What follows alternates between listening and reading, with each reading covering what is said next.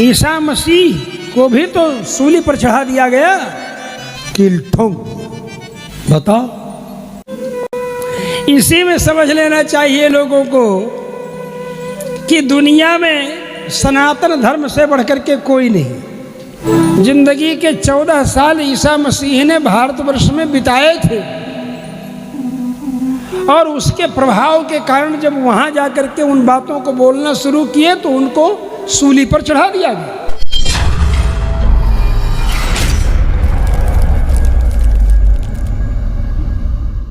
नमस्कार, praise the lord. मुलिंगराज आपण देखुछंती एडी ओडिया यूट्यूब चैनल। जेतेबेले धर्मांतरीकरणर कथा उठे, धर्म परिवर्तन कथा उठे, ख्रिस्टियन मिशनरी माने अन्य लोक मानकु, हिंदू धर्म लोक मानकु धर्मांतरीकरण करूछंती, एही प्रकार जदि प्रसंग उठे सेतेबेले धर्मांतरीकरणरू वंचित करैया पई, धर्मांतरीकरणरू रक्षा करैया पई हिंदू धर्मर धर्मगुरु माने दुईटी उपाय को अवलंबन करती। से दुईटी उपाय मध्यरु गोटे है जीशु ख्रीष्ट निजको बंचई पार नथिले, तुमको कौन से बंचेबे? तांको क्रूसरे टांगी दियागला, से निजको बंचई पारले नहीं, से तुमको केमिति बंचेबे? ईसा मसीह को भी तो सूली पर चढ़ा दिया गया। ईसा मसीह को सूली पर चढ़ा दिया गया क्योंकि शासन करने वाला जो शासक है उसको उनकी बात पसंद नहीं थी, इसलिए सलीब पर टांग दिया। किल्ठों बताओ, इसी में समझ लेना चाहिए लोगों को कि दुनिया में सनातन धर्म से बढ़कर के कोई नहीं। द्वितीय उपायटी है जे जीशु ख्रीष्ट भारत को तो आसीथिले, भारतरू तो धर्म शिखिथिले, भारतर धर्म ज्ञान नहीं से इज्राएल देश में जिहुदी मानक निकट में प्रचार करुवा समय से माने पसंद न करी जीशु ख्रीष्ट को टांगी देले। जिंदगी के 14 साल ईसा मसीह ने भारतवर्ष में बिताए थे और उसके प्रभाव के कारण जब वहां जाकर के उन बातों को बोलना शुरू किए तो उनको सूली पर चढ़ा दिया गया। तेबे एई बाबांकर कहवा परी ही प्राय सबु हिंदू लोक मानू धर्मांतरीकरण बंचाई यही प्रकार प्रयास करती, यही प्रकार लोक मानू बुझाती जे देख तुम धर्म परिवर्तन करुच सीना, जीशु तो वास्तव में निजको निजे बंचाई पार नथिले। जीशु तो भारतर ज्ञान को ही से जिहुदी लोक मान प्रचार करुथिले, तमे काहीकि तांको धर्म को जाउछ? तेबे एई कथा आमे बहुत थर वीडियो माध्यम रे कहूछु, बहुत थर लोक मान को बुझेइछु। आउ एई विषयटी जीशुंकर मृत्यु आउ जीशु भारत को आसी भारतर शिक्षा ग्रहण करी जाइथिले, एही टॉपिक ऊपर विभिन्न प्रकार आपण वीडियो देखिथिबे ख्रिस्टियन लोकर। किंतु सिंपल कथा है जीशु ख्रीष्ट क्रूसरे मरिबा जीशु ख्रीष्टंकर पराजयता कि? तेबे ख्रिस्टियन लोक माने ए जीशु ख्रीष्टंकर मृत्यु कथा को कहीं प्रचार करुछंती? प्रथम ख्रिस्टियन लोक मानकर प्रचार तो जीशु ख्रीष्ट को टांगी थिबा विषय ही से माने प्रचार करती। सर्वप्रथम आपण जदि चर्च को जिबे, चर्च ऊपर क्रूस काठ थाए जो जीशु ख्रीष्ट को टांगी दिया जाइथिला। आपण जानती कि जेतेबेले जीशु ख्रीष्टंकर क्रूसार्पित होइतिला सही समय रे रोमियो मानकर गोटे मृत्युदंडर ताहा गोटे प्रतीक थिला। जो लोक अपराधी होइथिबो, अधिकार अधिक बड़ अपराधी होइथिबो, ताकू क्रूस काठरे टांगी दिया जाउतिला। सर्व जनता सम्मुख रे समस्ते देखुथिबे सेठी जणे अपराधी को टांगी दिया जिवो। जेमिति भारतर मृत्युदंड कि जेकोसी वर्तमान समय देश गुड़िकर मृत्युदंडर आम मैंने प्रतीक देखा ताहले फांसी रे झुलेइबा, फांसी दौड़ी। तेबे फांसी दौड़ी को किए एते प्रशंसा करि पारे, किए एते सम्मान दे पारे? आज जीशु को जानि नथिबा, ख्रिस्टियन है नथिबा लोक माने भी तो क्रूस काठ को निज बेकरे झुलेई कि बुलुछंती कि नहीं? बड़ बड़ सेलिब्रिटी माने बुलुछंती। क्रूस काठ को ख्रिस्टियन लोक माने लुचेई नाहंती, ତାକୁ ସାମ୍ନାରେ ରଖିଛନ୍ତି। ଏକ ପ୍ରକାର ସେମାନେ ଯୀଶୁଖ୍ରୀଷ୍ଟଙ୍କର ମୃତ୍ୟୁକୁ ପ୍ରଚାର କରିଛନ୍ତି। ଯଦି ବାସ୍ତବରେ ଯୀଶୁଖ୍ରୀଷ୍ଟ କ୍ରୁଶରେ ମରିବା ଗୋଟେ ପରାଜୟ ହୋଇଥାନ୍ତା, ତାହେଲେ ସେହି ବିଷୟକୁ ଭବିଷ୍ୟ ପିଢ଼ି ଯୀଶୁଖ୍ରୀଷ୍ଟଙ୍କର ଶିଷ୍ୟମାନେ ଲୁଚେଇବା କଥା ଥିଲା। କିନ୍ତୁ ତାକୁ କାହିଁକି ପ୍ରଚାର କଲେ? ପାଉଲ କହୁଛନ୍ତି ଯୀଶୁଖ୍ରୀଷ୍ଟଙ୍କର ଶିଷ୍ୟମାନଙ୍କ ପର ଶିଷ୍ୟ, ଯିଏକି ଯୀଶୁଖ୍ରୀଷ୍ଟଙ୍କର ସୁସମାଚାର ବିଜାତିମାନଙ୍କଠାରେ ଅଣଜିହୁଦୀମାନଙ୍କଠାରେ ପ୍ରଚାର କରିଥିବା ଜଣେ ବ୍ୟକ୍ତି, ସେ କହୁଛନ୍ତି ଯେ ଆମେ କ୍ରୁଶର କଥାକୁ ପ୍ରଚାର କରୁଛୁ। ଖ୍ରୀଷ୍ଟିଆନ ଲୋକ ବାସ୍ତବରେ ଯୀଶୁଙ୍କର ମୃତ୍ୟୁ ବିଷୟ ହିଁ ପ୍ରଚାର କରନ୍ତି। ଆଉ ଏହି ହିନ୍ଦୁ ଭାଇ ଭଉଣୀମାନେ ଏ ବାବାଙ୍କର କଥାକୁ ଭାବୁଥିବା ଲୋକମାନେ କିମ୍ବା ଗ୍ରହଣ କରୁଥିବା ଲୋକମାନେ ଭାବୁଥିବେ ଯେ ଯୀଶୁଖ୍ରୀଷ୍ଟଙ୍କର ମୃତ୍ୟୁକୁ ଖ୍ରୀଷ୍ଟିଆନ ଲୋକମାନେ ଲୁଚେଇଥିବେ। ମୁଁ ଆସିକି ଏଇଠି କହିବା ଦରକାର, ଯାହାରି ଫଳରେ ଧର୍ମାନ୍ତରୀକରଣ ହେବ ନାହିଁ। ଏଇଟା ଗୋଟେ ମୂର୍ଖାମି ଅଟେ। ଖ୍ରୀଷ୍ଟିଆନ ଧର୍ମକୁ ଲୋକମାନେ ଆସିବାର ମୁଖ୍ୟ କାରଣ ହେଲା ଯୀଶୁଖ୍ରୀଷ୍ଟଙ୍କର ମୃତ୍ୟୁ ପାଇଁ ଆସିଲେ ଏବଂ ଆସୁଛନ୍ତି। ତେବେ ଯୀଶୁଖ୍ରୀଷ୍ଟଙ୍କର ମୃତ୍ୟୁ, କ୍ରୁଶାର୍ପିତ, ଯୀଶୁଖ୍ରୀଷ୍ଟଙ୍କର ଅଜଣା ବିଷୟ, ଯୀଶୁଖ୍ରୀଷ୍ଟଙ୍କ ପ୍ରତି ଆସିଥିବା ଗୋଟେ ଅଚାନକ ଆକସ୍ମିକ ଦୁର୍ଘଟଣା ନୁହେଁ। ଯୀଶୁଖ୍ରୀଷ୍ଟ ପୃଥିବୀକୁ ଏଇଥିପାଇଁ ହିଁ ଆସିଥିଲେ ଯେ ସେ କ୍ରୁଶରେ ମରିବେ। ଯୀଶୁଖ୍ରୀଷ୍ଟ ତାଙ୍କର ମରିବା ପୂର୍ବରୁ ଅନେକ ଥର ଶିଷ୍ୟମାନଙ୍କୁ କହିଥିଲେ। ସେ କ'ଣ କ'ଣ କହିଥିଲେ ଆସନ୍ତୁ ଦେଖିବା। ମାଥ୍ୟୁ 20:18-19ରେ ଯୀଶୁଖ୍ରୀଷ୍ଟ କହୁଛନ୍ତି, ଦେଖ ଆମ୍ଭେମାନେ ଜେରୁସାଲେମ ସହରକୁ ଯାତ୍ରା କରୁଅଛୁ, ଆଉ ମନୁଷ୍ୟ ପୁତ୍ର ପ୍ରଧାନ ଯାଜକ ଓ ଶାସ୍ତ୍ରୀମାନଙ୍କ ହସ୍ତରେ ସମର୍ପିତ ହେବେ। ପୁଣି ସେମାନେ ତାହାଙ୍କୁ ପ୍ରାଣ ଦଣ୍ଡାଜ୍ଞା ଦେଇ ପରିହାସ, କରଡ଼ା ପ୍ରହାର ଓ କ୍ରୁଶରେ ବଧ କରିବା ନିମନ୍ତେ ଅଣଜିହୁଦୀମାନଙ୍କ ହସ୍ତରେ ସମର୍ପଣ କରିବେ, ଆଉ ତୃତୀୟ ଦିବସରେ ସେ ଉଠିବେ। ଏଇଟା ଯୀଶୁଖ୍ରୀଷ୍ଟ ଜେରୁସାଲେମ ସହରକୁ ପ୍ରବେଶ କରିବା ପୂର୍ବରୁ ନିଜ ଶିଷ୍ୟମାନଙ୍କୁ କହୁଛନ୍ତି। କେଡ଼େ ସୁନ୍ଦର କଥା। ସେ ପ୍ରାଞ୍ଜଳ ଭାବରେ କହୁଛନ୍ତି ଯେ ମନୁଷ୍ୟ ପୁତ୍ର ପ୍ରଧାନ ଯାଜକ ଓ ଶାସ୍ତ୍ରୀମାନଙ୍କ ହସ୍ତରେ ସମର୍ପିତ ହେବେ। ପୁଣି ସେମାନେ ତାହାଙ୍କୁ ପ୍ରାଣ ଦଣ୍ଡାଜ୍ଞା ଦେଇ ପରିହାସ, କରଡ଼ା ପ୍ରହାର ଓ କ୍ରୁଶରେ ବଧ କରିବା ନିମନ୍ତେ ଅଣଜିହୁଦୀମାନଙ୍କ ହସ୍ତରେ ସମର୍ପଣ କରିବେ, ଆଉ ତୃତୀୟ ଦିବସରେ ସେ ଉଠିବେ। এই কথা କେତେ ଆଶ୍ଚର୍ଯ୍ୟ ବିଷୟ ଅଟେ। ଯୀଶୁଖ୍ରୀଷ୍ଟ ଯେମିତି କହିଥିଲେ ସେମିତି ହିଁ ହେଲା। ପ୍ରହାର କରାଗଲା, ପ୍ରାଣ ଦଣ୍ଡାଜ୍ଞା ଶୁଣେଇ ଦିଆଗଲା, ଦାବି କରାଗଲା। ଏହି ଶାସ୍ତ୍ରୀ ଓ ଯାଜକମାନେ ଜିହୁଦୀ ଲୋକ ଥିଲେ। ତେବେ ସେହି ଜିହୁଦୀ ଲୋକମାନେ ଅଣଜିହୁଦୀମାନଙ୍କ ନିକଟରେ ଯୀଶୁଖ୍ରୀଷ୍ଟଙ୍କୁ କ୍ରୁଶରେ ବଧ କରିବା ପାଇଁ ସମର୍ପଣ କରିଦେଲେ, ଯାହାକି ରୋମୀୟମାନଙ୍କ ହସ୍ତରେ ସେମାନେ ସମର୍ପଣ କରିଦେଲେ। କିନ୍ତୁ ଯୀଶୁଖ୍ରୀଷ୍ଟ ସେହି କଥାକୁ କ'ଣ କରୁଛନ୍ତି? ତାଙ୍କର ମୃତ୍ୟୁ ପୂର୍ବରୁ, ସେ ଜେରୁସାଲେମ ସହରକୁ ଯିବା ପୂର୍ବରୁ ନିଜ ଶିଷ୍ୟମାନଙ୍କୁ କହିଦେଲେ।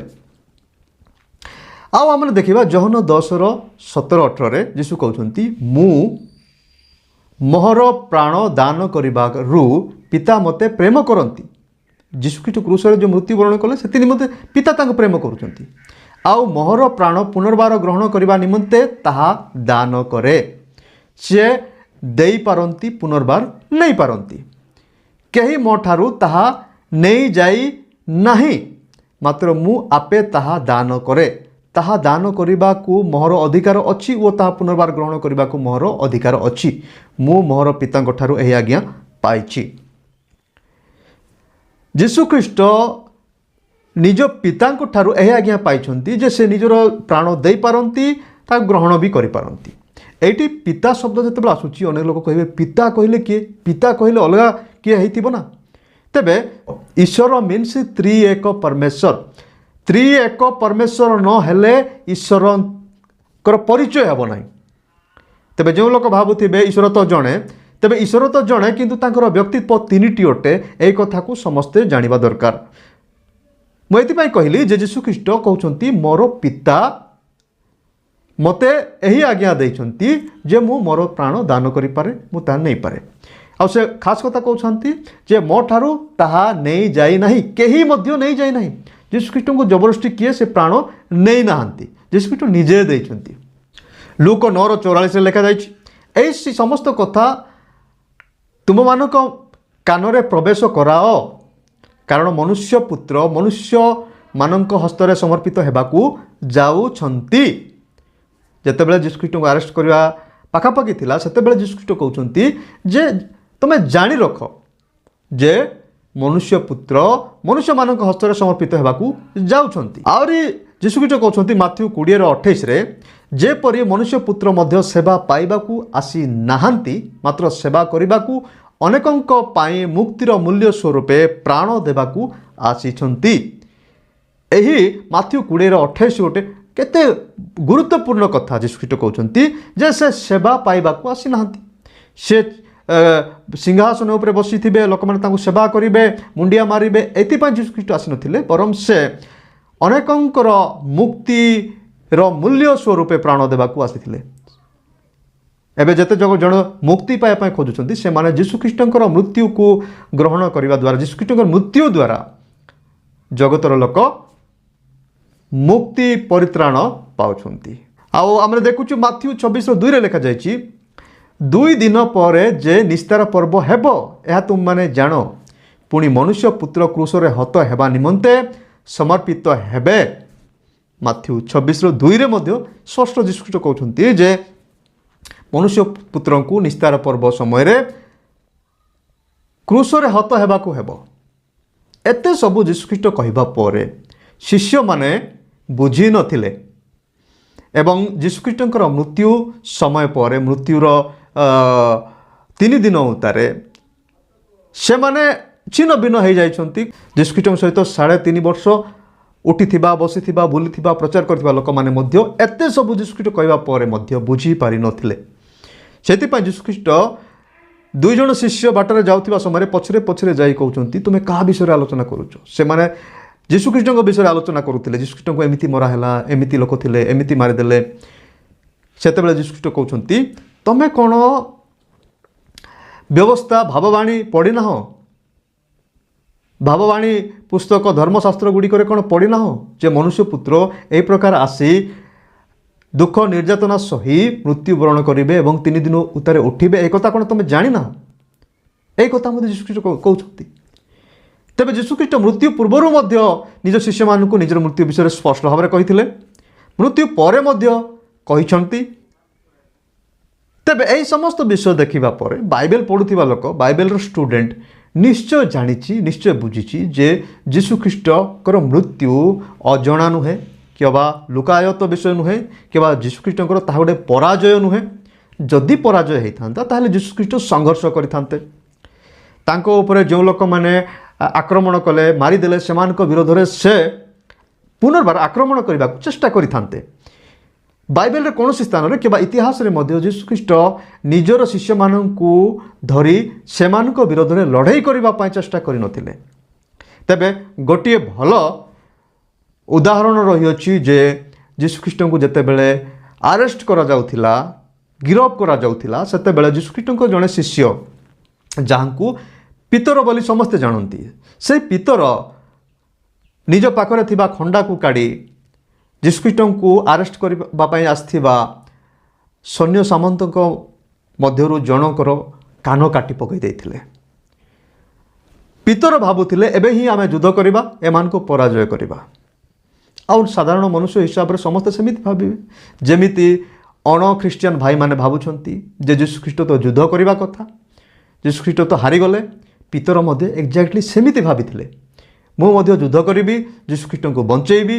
ସେତେବେଳେ ଯୀଶୁଖ୍ରୀଷ୍ଟ ତ ଆହୁରି ଦେଖ, ଧର, ମାର, ହାଣ ବୋଲି କହିବା କଥା କି ନାହିଁ?